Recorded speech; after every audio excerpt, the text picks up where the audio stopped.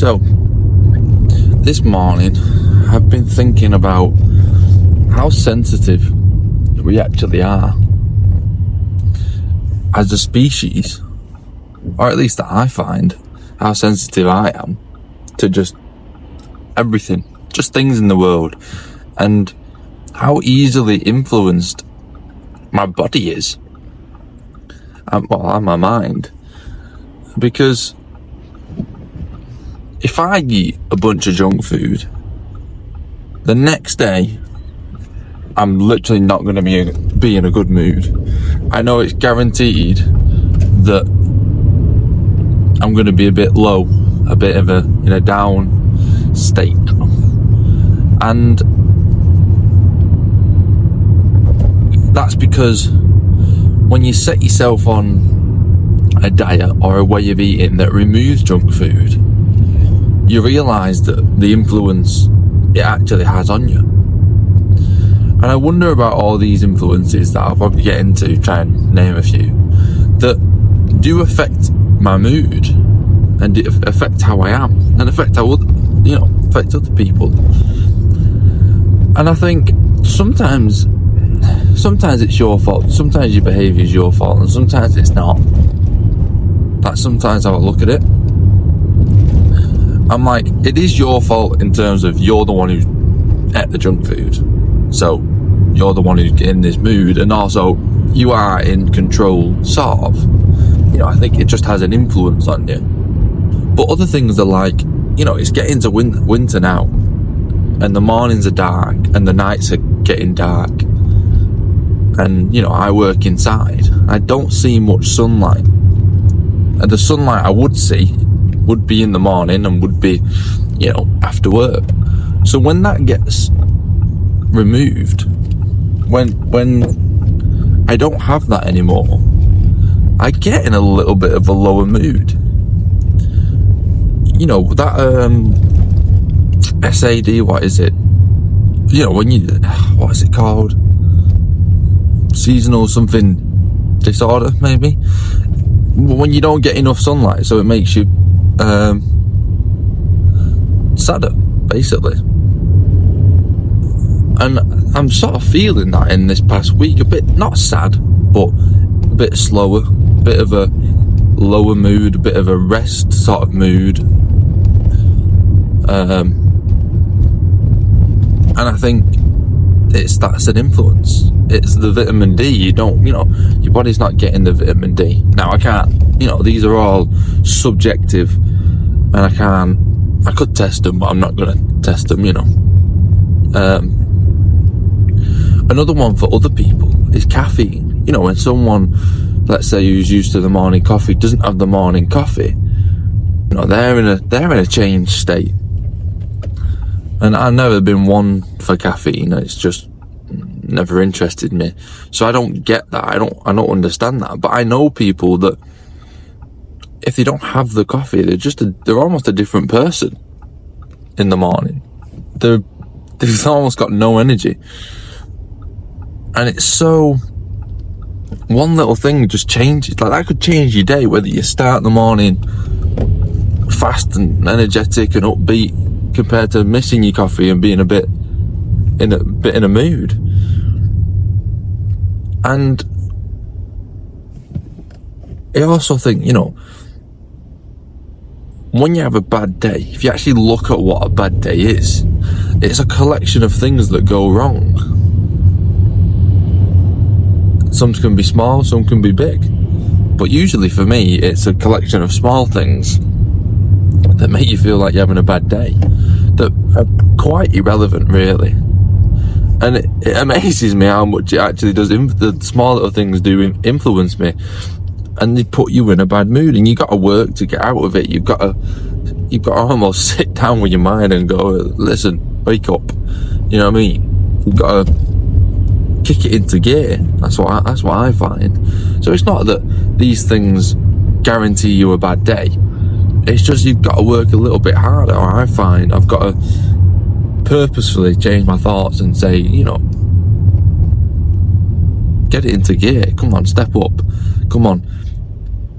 No sun, you're not getting any sunlight, but It's work. You gotta go to work. You know, you've got to not be in a bad mood all day, because, you know, don't depress the people around you just because you ain't got no sunlight, or you had some junk food and stuff like that. You know, I mean, it's not that serious, but I've just noticed that how sensitive we actually are to the world, and how much we can change, and how much biologically we are actually influenced. And that's, for me, why I think I have so much attention on my body and on what I consume and what I think about consuming. Don't get me wrong, I'm not perfect. I do cheat. You know, I had junk food last night, but I do pay attention to it, and it is something that's on my mind the majority of the time. You know, it's the same with exercise. You know, if we looked at it the other way, and how to influence yourself and making it a better day. For me, exercise does that. Last night we went on a run, and absolutely pissing it down. It's windy and it's dark, and for some reason I absolutely love that.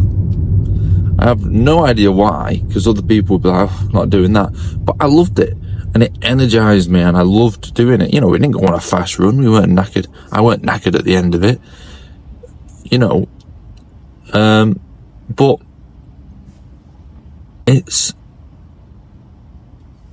exercise is just something that changes my mood. If I'm having a bad day, I know realistically all I got to do is exercise, and probably more than likely by the time that exercise is finished, I'm in a better mood. I mean, what a sensitive creature that is. So I've got to get my heart rate up for about an hour to get myself mentally in a better mood. I think if you think about it, it's actually quite funny. Funny that it's funny that us as humans think we know what we're doing. We think we know what's going on, and then something tiny can really affect us.